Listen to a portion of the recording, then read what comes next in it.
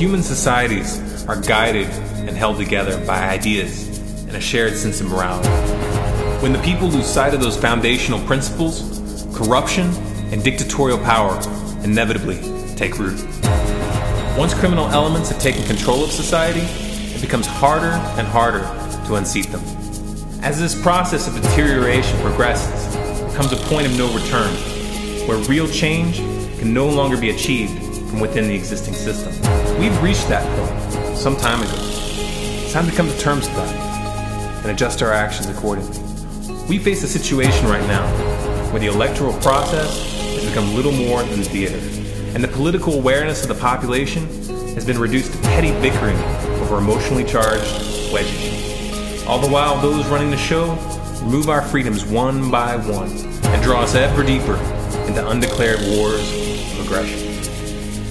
The only way that we can change course is by organizing a unified front outside the existing system. Not as a political party, not as a left-wing or right-wing ideological faction, but as a people, unified not in protest of this broken and corrupt system, but rather under a set of principles that will lay the foundation to rebuild on.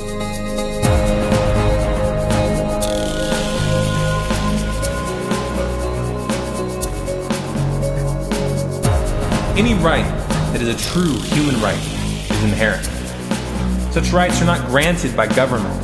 They're not privileges bestowed by society or created by documents. Therefore, such rights cannot be regulated, limited, or revoked by any such power. Any supposed authority which seeks to strip a natural right from the people is illegitimate and should be dealt with accordingly. The most common way that rights are subverted is through the assertion of rights which are not rights at all. There was a time when it was accepted by all that kings had the right to kill at a whim and to take the freedom and the property of any of his subjects at will. The divine right of kings is a false right. This is obvious to us now. However, each era is blind to its own darkness. Before we can even begin to understand the true nature of rights, we must first answer one question honestly and follow the implications of their logical conclusion. When is violence justified? It's a simple question, and there's only one sane answer. The only morally acceptable context for violence is defense.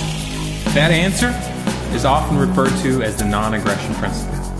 It's a fancy name for an obvious and simple truth. But simple truths carry the most devastating implications when applied to the real world. Let's follow those implications and see just what it tells us about rights. Each individual owns their own life. To claim the authority to control or terminate the life of another is inherently violent. It is a claim of human ownership, and it is a fundamental violation of natural rights. Up until very recently in history, the ownership of other humans was explicit. Slaves and vassals were considered the property of their lords and masters. Their labor was extracted without compensation. Their lives could be taken at any moment, and their freedom was strictly limited. Modern states exercise these same powers, but they disguise their totalitarian nature by distributing the mechanisms of violence and control through elaborate bureaucracies. The ownership of humans is no longer acknowledged outwardly, but on every practical level, it is very much enforced. Torture, assassinations, and wars of aggression are the most blatant expressions of the contempt of the right to life. These acts demonstrate the perverse belief that the life of another person is theirs to destroy at will. They are the ultimate assertion of human ownership.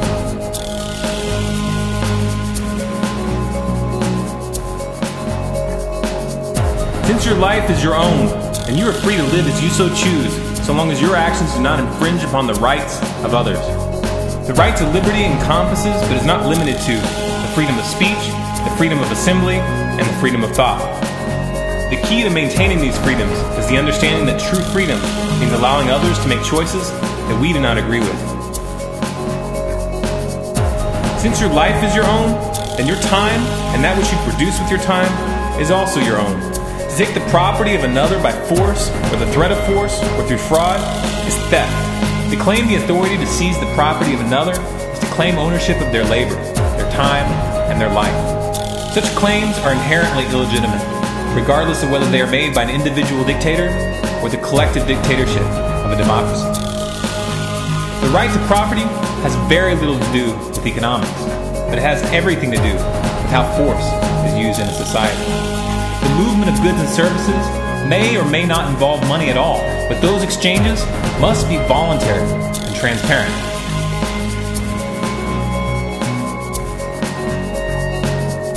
Non-consensual searches of one's home, transport, or person, and the surveillance of communications and personal transactions outside the investigation of a specific crime is an act of aggression. Barriers to travel, employment, healthcare, and other necessary functions which force individuals to waive their right to privacy are veiled forms of violence.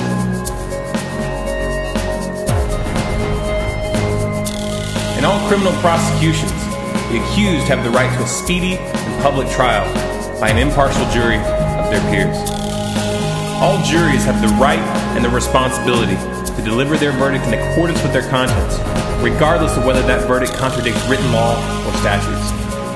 No legal context shall be invented or construed which bypasses the right to a civilian trial.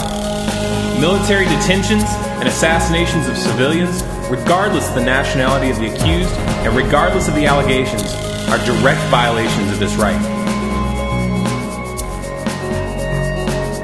The right to defense is the boundary which makes all other rights possible.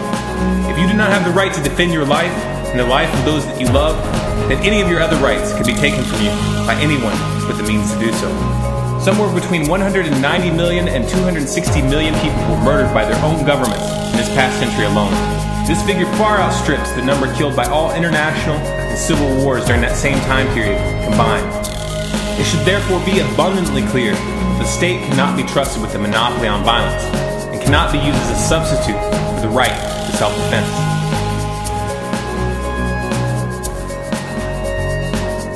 All people have the right to organize their communities as they so choose in a voluntary manner, and they have the right to dissolve any political system placed over them which relies on violence to enforce its directives.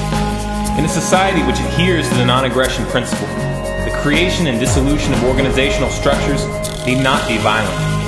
To dissolve a government is not an act of aggression, but the use of force to suppress such a movement is. When a government initiates force against the people may call upon the right to self-defense. When, in the course of history, a political system shows itself to be an enemy of the natural rights of the people have the responsibility to dissolve that system. To stand passively by without so much as raising one's voice as the tide of tyranny rises is a betrayal of our children and our grandchildren. The first and most important step in changing the course of a culture is the spread and establishment of a new core philosophy.